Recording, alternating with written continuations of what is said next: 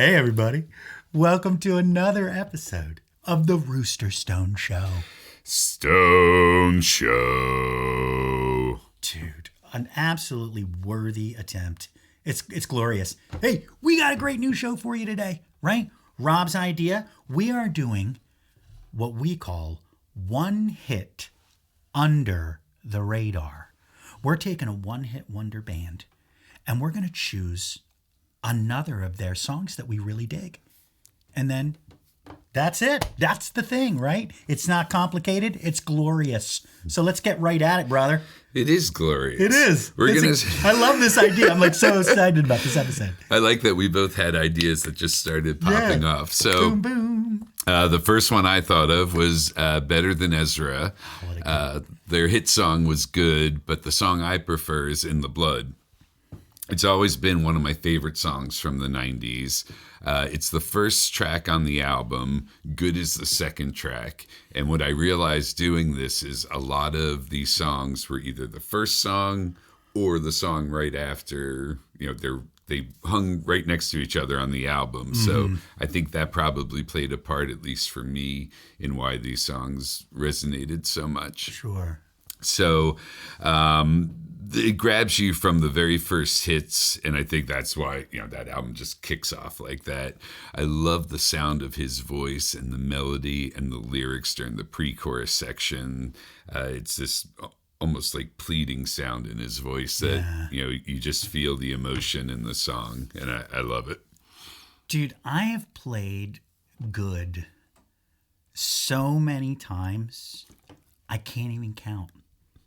But I've never heard this song, right? Dude, Kevin Griffin has such a clear, beautiful voice.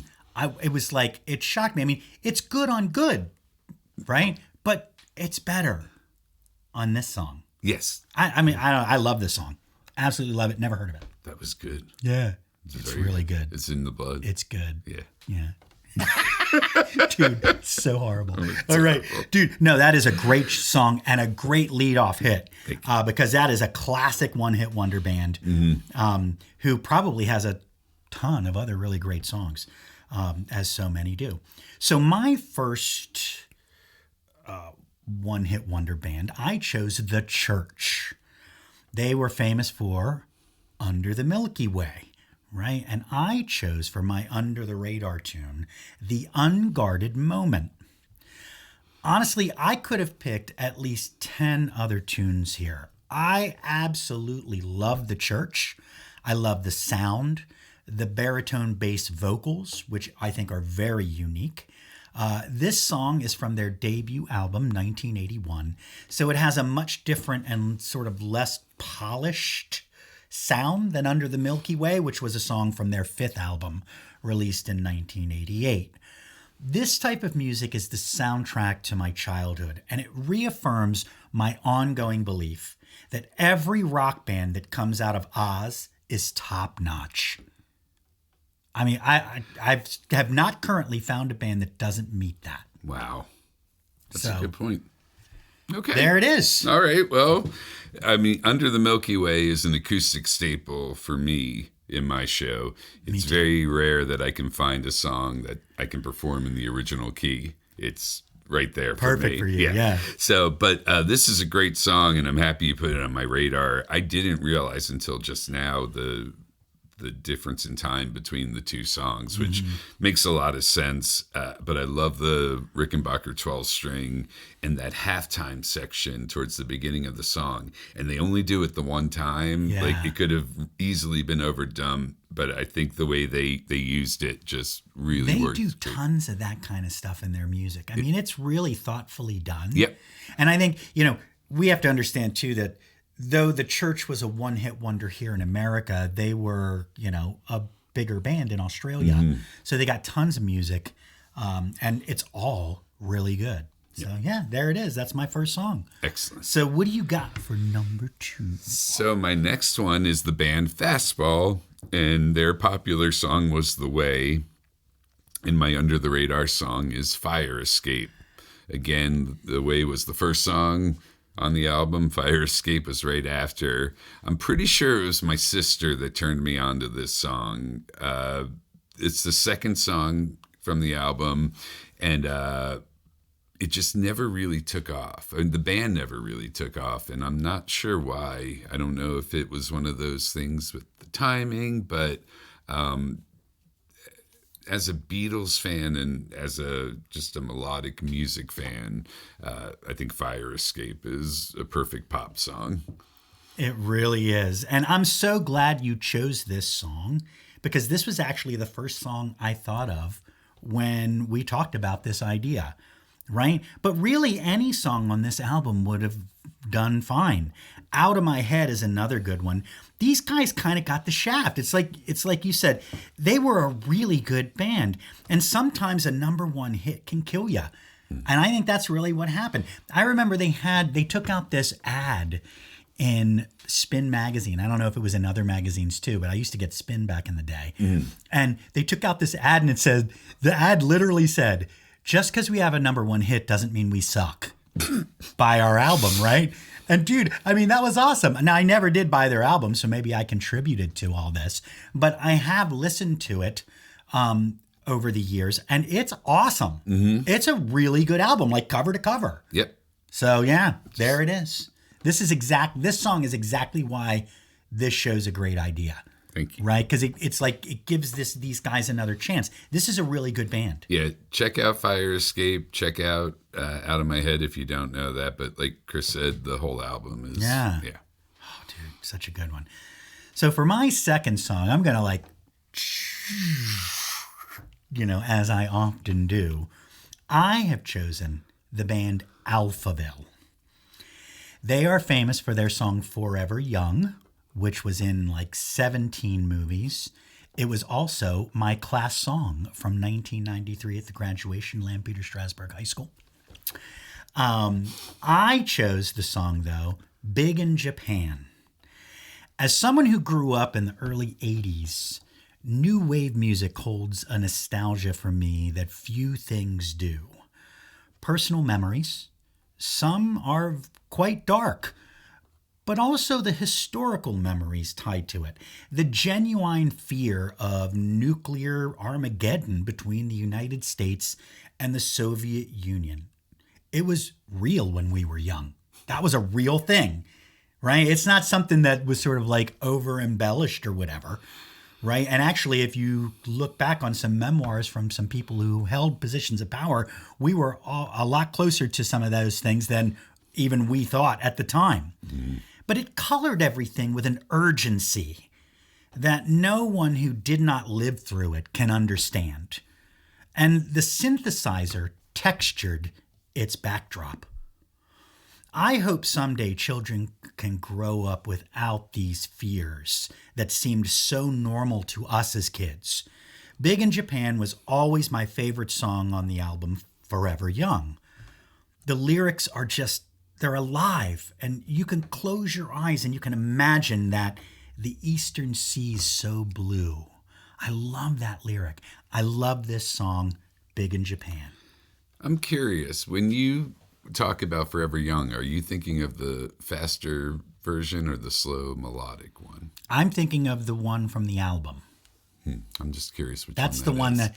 That's the one that I'm not sure if I know the other one. There's one that's kind of more upbeat and dancey. Oh, yeah. And then there's one that's more of a... So they I was did just that with European bands. Did that back in the day for the dance clubs. Because this song... The slow one's the one I'm talking about. Yes, because I love this song. It's so fun and it's so upbeat. Now, for me, when I think of Alphaville, I think of the upbeat version of Forever Young. So this isn't very far off from what I'm used to listening to. But I recognized it instantly. It fits the time, like you said. It could have been like a B-side or come out with One Night in Bangkok, by Murray Head. That whole pop synth thing. I love when the vocals jump up in the choruses towards the end. It just gets so huge. So. Those Euro singers from this era just had some of the best voices. Yeah.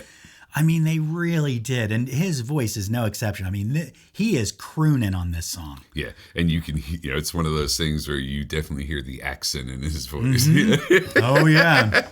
Yeah. But, they did that too. Remember 99 Red Balloons? Right? They had the dance version. Oh, yeah. And then they had the slower version too. Well, they had and then they had one German. that was both, right? Yes, that's right. So, dude, they knew how to make their buck back then, right? It's in the dance clubs and on the radio. It's a dance mix. Yeah.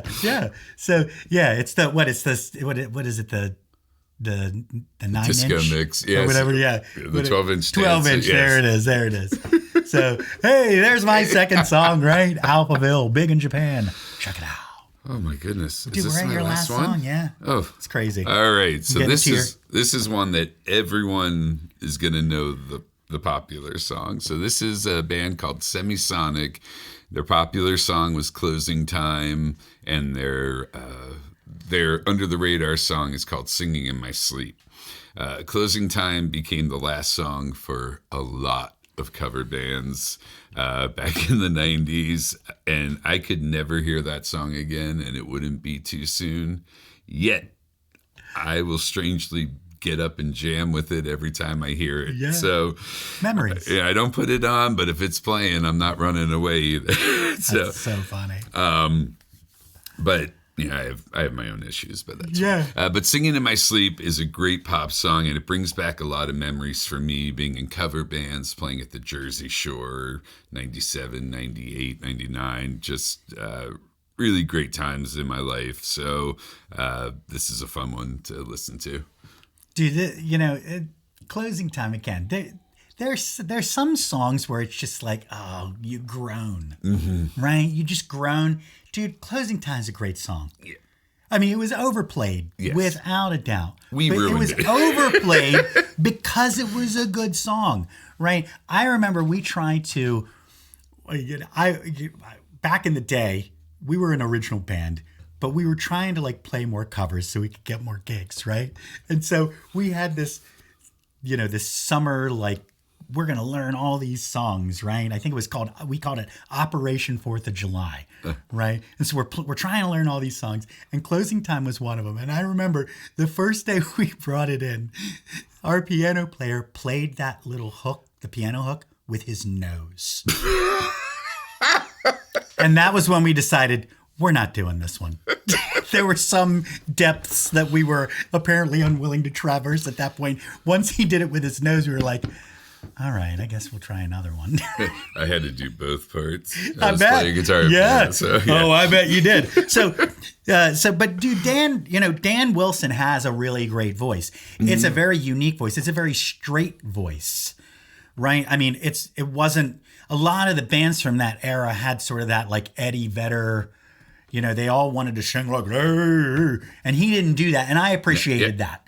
I really did. I appreciate that because he's got a great voice. And these guys had a huge sound for a trio. Really, that's what they were, right? So, but this is a really good song. And you can say again, oh, it's better than Closing Time. Is it? Or was Closing Time just overplayed? I mean, this is a great song too, but Closing Time's a good song. Yeah. And I think again, you got to admit some of these things, and sometimes a space of years helps you do that, right? Yeah. So. Yeah, there it is. Yeah, I mean, that's what we have very different, as working musicians, we have very different perceptions, I think, to songs. That's why when people request songs and we're like, oh, but to them, it's what they still want to hear. They love it. Let's be honest. That's the job. Yes. Right? It's not so that many horrible. people don't understand that part of it. Yeah. They take themselves too seriously, but those are usually the people that don't last because, sooner or later, you're going to have to get over yourself and realize this is what you're there to do, right? Your job is to entertain folks, right? Yep. And if you can entertain them by playing a song they know and you know it, dude, what are you doing? Are you a cool guy now? You feel cool, right? No. Give it a try, right? Yes. I have train wrecked songs trying to make people happy. Right? Oh, I think maybe I could do that. Oh, it's terrible. But they're always so appreciative of the attempt. Yes. Right? Absolutely. So it's almost like it's a get out of jail free card. And then you've just made a fan for life. Or if you mess up a song you play all the time, you say it was the first time you played it and Yeah. You still have a fan for life. Oh, dude. And like, if you look like you're afraid when you bust a song, they're going to murder you. But if you laugh right along with it, they don't care. Dude, it's live music. Yeah. I probably make one mistake in every song I have ever played live forever. At least one. Most of the time they can't hear it, right? Oh, and if you don't look all weird, they didn't even notice it, right? Mm-hmm. But man, probably at least once every song. I'm terrible. Oh, I should probably get to my last song before we digress right out the door. I know. Man, I'm really digressing today. That's good. I had too much coffee. It's been a while. Forgive me. All right.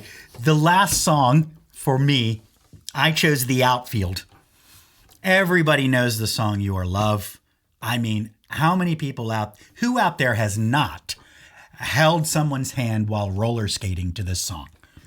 Not in our generation. Everybody did, right? So there it is. I chose a song called Part of Your Life. The Outfield are this sort of backwards enigma to me. They're one of the rare bands that had a chart-topping hit in America, but are largely unknown in their own native England. I mean, they live like completely normal pedestrian lives over there. And they had one of the biggest hits of the 80s over here, right? Nobody knows them over there. Now, make no mistake, people, right? This is one of the very best bands of the 80s and early 90s. They had their chart-topping hit with Your Love, a song that still gets regular radio play here in the US. But their very best album, in my opinion, came after that success. Voices of Babylon isn't just the best album from The Outfield. It's one of the best albums I've ever heard. And I know that surprises you, right? I could have picked any song. Every song is a home run to me. It might be nostalgia talking, because often it is with music, and music is subjective. But I really feel this way. I absolutely love this album. If you were ever riding in the DGC, my first car, you probably heard this album. If you've never listened to it, I urge you to rectify that immediately. Part of your life. Well, we had a discussion about this beforehand, and I have not listened to the album, but I'm going to. So I did have mixed feelings on this one. There are parts of it I absolutely love. His vocals, I mean, are just next level. There's the stratospheric range that he can hit, especially in the second half of the verses in this song. There's parts of the songs that remind me of something else. There's just something about it that it's not sitting right with me, but I'm wondering if I listen to it in the context of the album, it might put it together for me. But I definitely really enjoyed parts of the song. Yeah. Well, and again, music is so subjective, right? Like, I don't like seafood, right? I mean, the whole world likes seafood. I just don't like it. I don't like Bruce Springsteen. I don't like meatloaf, right? These are groups and bands and foods that people love. We like what we like, right? Right. I love this. And again, a lot of it might be tied to the nostalgia of that era. Every song in this album has a very distinct time and memory for me. Like each one separately. And then when you put them all together, it's like, this giant cornucopia of memories that flood back. So some of that could be at play here. Yeah. But I really do believe, from a musical standpoint, it is a superior album. I mean, the very next song after this song is called Shelter Me. It's one of the best ballads I've ever heard in my life. So check this album out. People who like The Outfield tend to agree with me that Voices of Babylon is a masterpiece. So, but again, you got to like The Outfield. You don't like The Outfield, or you're lukewarm about The Outfield, then maybe, it's not the song for you. Yep. But yeah, there it is. All right. So, hey, thanks so much for checking it out. We got 6 songs for you here from our brand new show, One Hit Under the Radar. Right. So if you can think of any one-hit wonder bands that you super duper like, one of my absolute favorite bands ever was a one-hit wonder, Blind Melon. Right. Another one of my favorite bands of all time was basically a one-hit wonder, The Doors. So There's a lot of options out there. I didn't choose either one of those bands because they got fame more down the line, right? I think, when your lead singer dies, that helps your popularity, right? Just ask Nirvana. So there it is. Our 6 songs, one hit under the radar. Let us know what you have in terms of one-hit wonders you enjoy, or songs you enjoy from one-hit wonders that aren't one-hit wonders, or one-hit wonders, right? We like those too. Check us out at www.roosterstone.com. Don't forget to like, follow, and subscribe to us across all social media. And don't forget about peace and one love. Come on over to roosterstone.com, where you can book the band for any event you can imagine. Acoustic, full band, whatever your event may require. You can also email us to take online music lessons at an affordable monthly price. Don't forget to download our original music and like, follow, and subscribe to Rooster Stone across all social media platforms. Keep rocking out at roosterstone.com.